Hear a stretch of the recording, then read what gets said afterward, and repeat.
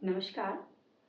आज हमारा समास प्रकरण है और समास प्रकरण में हमने इससे पहले एक अव्ययीभाव समास और एक कर्मधारय समास हम पढ़ चुके हैं। आज हमारा जो नया टॉपिक है वो है द्विगु समास। द्विगु समास में इसको हम किस तरीके से करें, उसके लिए कुछ नियम है कि यहाँ पर देखिए एक सूत्र लिखा हुआ है संख्या पूर्व द्विगु, अर्थात जब भी कोई हम शब्द लिखते हैं तो उसमें जो पहला शब्द है वो क्या आएगा, कोई संख्या आएगी। क्या आएगी? कोई संख्या। संख्या मतलब हम काउंटिंग लिखते हैं 1 2 3 4 इस तरीके से, वो यहाँ पर संख्या आएगी। और देखिए यहाँ पर प्रथम पद कोई संख्यावाची शब्द हो तो पहला हमारा संख्यावाची कोई शब्द होगा। एवं समस्त पद किसी समूह का बोध कराए। ये नहीं कि कोई संख्या तो आ गई लेकिन वो किसी प्रकार का समूह का बोध नहीं करवा रहा है, तो यहाँ पर द्विगु समास नहीं बनेगा। द्विगु समास में पहला पद संख्यावाची होगा और उसके बाद में वो समूह का अर्थ देगा। यदि समूह का अर्थ नहीं होगा तो वहां पर अन्य ही समास बन सकता है। जैसे एक हम पंचगंगम शब्द लेते हैं। अब पंचगंगम, गंगम गंगा के साथ में पंच आ रहा है, लेकिन यहाँ पर ये समास है जो हमारा द्विगु समास है वो नहीं बनेगा, क्योंकि गंगा शब्द है उसका समूह हम नहीं कर सकते। तो संख्या होने के बावजूद भी ये किस में चला जाएगा? अव्ययीभाव समास में। तो देखिए पहला पद संख्यावाची हो और वो किसका बोध करवाए? वो समूह का बोध करवाए, पहला नियम। दूसरा देखिए, यह सदैव नपुंसक लिंग एक वचन में और स्त्रीलिंग में ही प्रयुक्त होते हैं। दो में प्रयुक्त होगा, नपुंसक लिंग एक वचन में और स्त्रीलिंग में, ये पुल्लिंग में नहीं बनेगा। पदों का विग्रह कार्य करते समय जब हम इसमें जो पद दिया हुआ होगा उसको अलग अलग करेंगे, उस समय दोनों पदों को किस विभक्ति में लिखेंगे? षष्ठी, द्विवचन या बहुवचन में लिखकर अंत में हम क्या जोड़ देंगे? समाहार है। समाहार शब्द का अर्थ होता है समूह है। समाहार जोड़ देते हैं। देखिए एक उदाहरण देखिए, जैसे हमारे पास एक शब्द लिखा हुआ है पंचामृतम। क्या लिखा हुआ है? पंचामृतम। अब यहां पर देखो दो शब्द लिखे हुए हैं, एक तो लिखा हुआ है पंच और एक लिखा हुआ है अमृत। ये दो शब्द हैं हमारे पास, पंच और एक अमृत। अब यहाँ पर हमने अभी इसको समझने से पहले हमने इसके नियम पढ़े, उसमें लिखा हुआ है कि ये षष्ठी द्विवचन या बहुवचन। अब द्विवचन तो संख्या यदि 2 होगी तो हम द्विवचन लगा देंगे, लेकिन यहाँ पर संख्या क्या है? 5, पंच, तो यहाँ पर ये शब्द किसका हो गया? बहुवचन का हो गया। अब बहुवचन होने के कारण हम किस में लगाएंगे? बहुवचन में ही लगाएंगे। कौन सी? षष्ठी बहुवचन। और संख्या 2 होगी तो द्विवचन।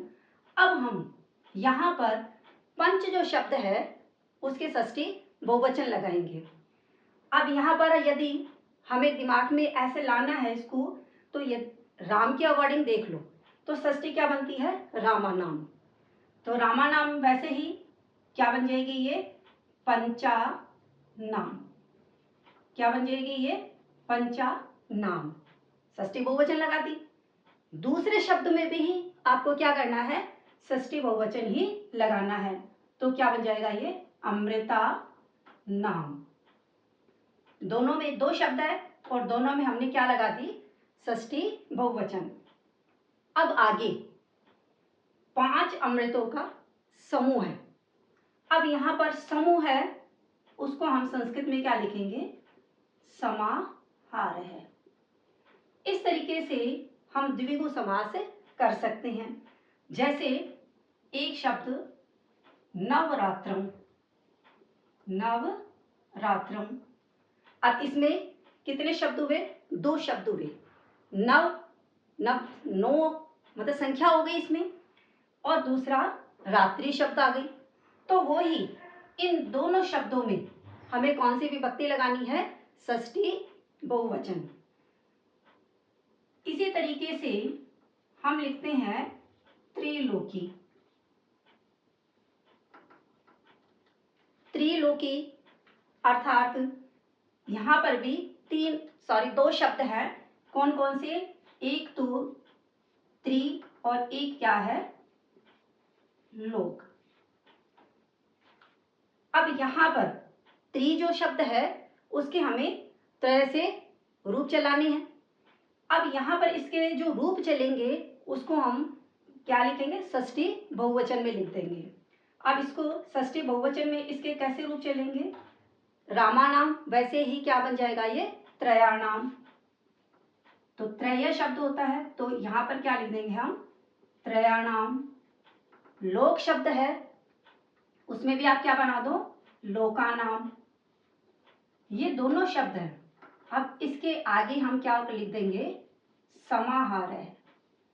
आगे इति शब्द भी जोड़ सकते हो और इतना लिखते हो तब भी कोई दिक्कत नहीं कि त्रयाणाम लोकानाम समाहार है इति। इसी तरीके से देखिए पंचवटी। पंच में षष्ठी बहुवचन, वट में षष्ठी बहुवचन, तो क्या बना?